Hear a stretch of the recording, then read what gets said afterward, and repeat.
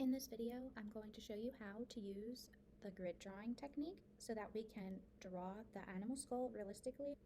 So to start off, I had a picture of the animal skull that I wanted to draw as my reference, and I folded it so that it was a 4x4 grid.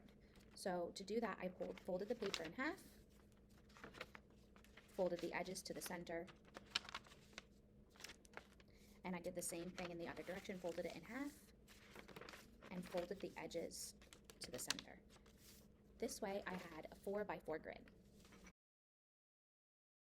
Then on my drawing paper, I did the same thing. I folded it in half, opened it, folded the edges up to the center, opened it up, folded it in half, and folded it with the edges coming into the center so that I also had a 4x4 grid. These papers are not exactly the same size, but it's okay because I'm using the same format for creating the grid.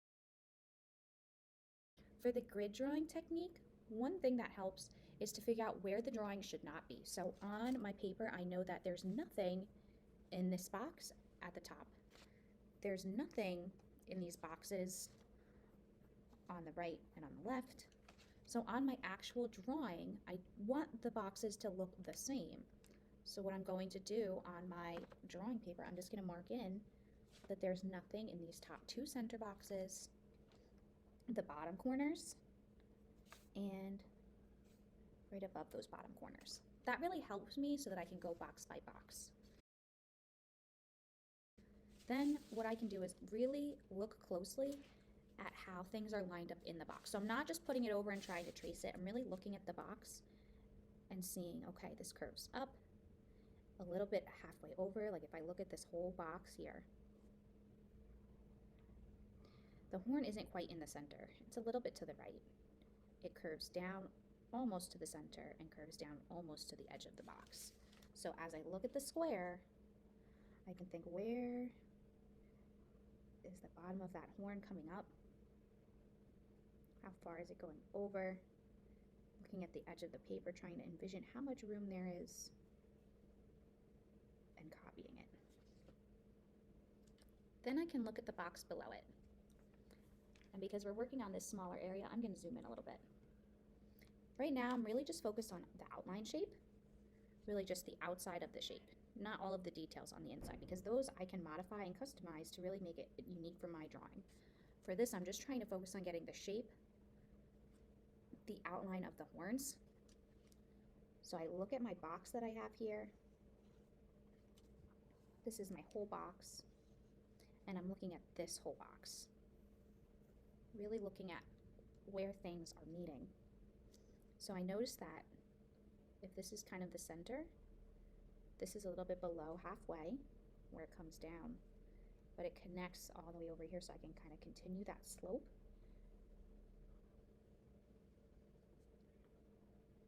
This one maybe comes to here.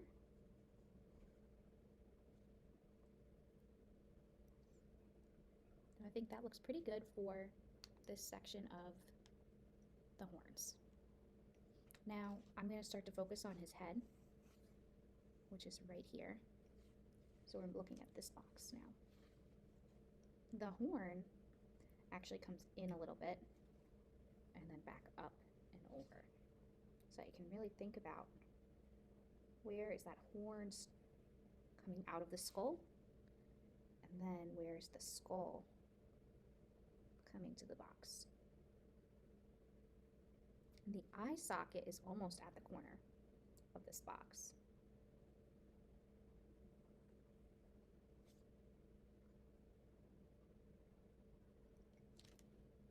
So I really only want to focus on one box at a time. So if that helps you to fold the paper over.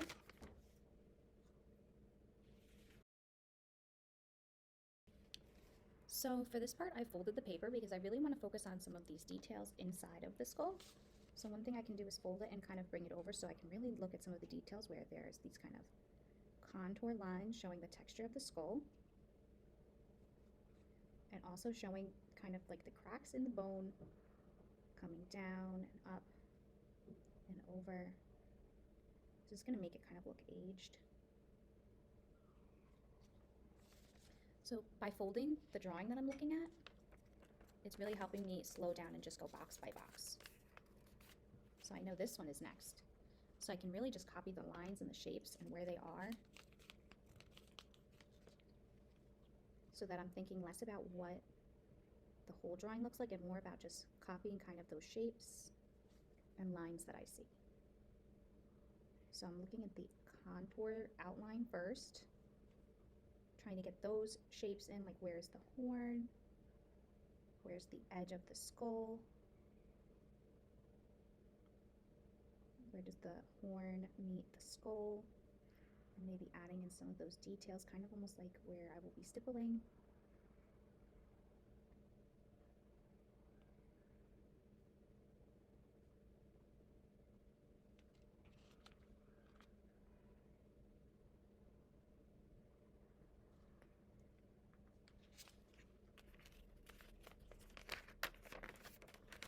And then this horn part is a little bit simpler because it's just kind of a reflection of what is on this side. So I can really envision, where does this part come up? How close is it to the edge of the page?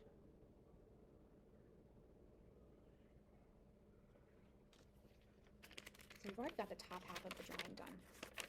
That'll make it a little bit easier to move over to the bottom because we've already decided that there's nothing on these side pieces. So we really only have these 4 squares left to draw inside of. So I'm going to use that technique of folding it. So I'm really only looking at the 1 square or rectangle that I'm drawing. So that is this one. The eye socket comes down and bumps over, going kind of like a diagonal line. The eye socket is almost filled in completely black, so it looks hollow. And there are some little cracked lines coming out of it. Towards the edge is kind of like a crack in the bone coming down. And this one almost looks like a letter Y. So I can kind of continue that coming down and back up, then bringing it down to here. This looks like part of the nostril where it's hollowed out, but this is already going down into that other box. So this is our nostril. You can shade that area in and just add some more cracks. This is really coming along quite nice, I think. All right, next box. This is the other side of the drawing. Here's the other eye socket. Really think about how this comes down and slopes. Really starting almost at the edge of the box. Comes down and over, down. And then this shape for the nostril kind of comes up. This is the area that's going to get filled in. Maybe add some of these lines coming up and over, up. This whole eye socket looks pretty hollowed out, so we'll shade that part in. Add some more cracks, contour details. All right, and now the bottom part of the drawing. So these nostril portions kind of connect to this middle part. So I'll do that here. And then I'm going to focus on this outline shape. It's kind of like a U that's disconnected in the middle. So I'll come down.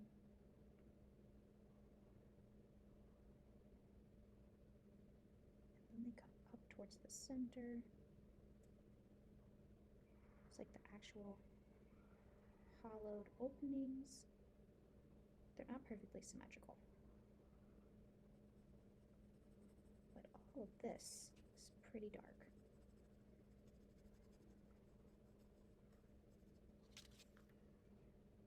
And there we go. That is our basic sketch of the skull using grid drawing techniques. Now remember, it's a skull, so it can be sort of abstract, like where it is cracked or where it is shaded. And I used the folding technique to really help localize what box I was working on.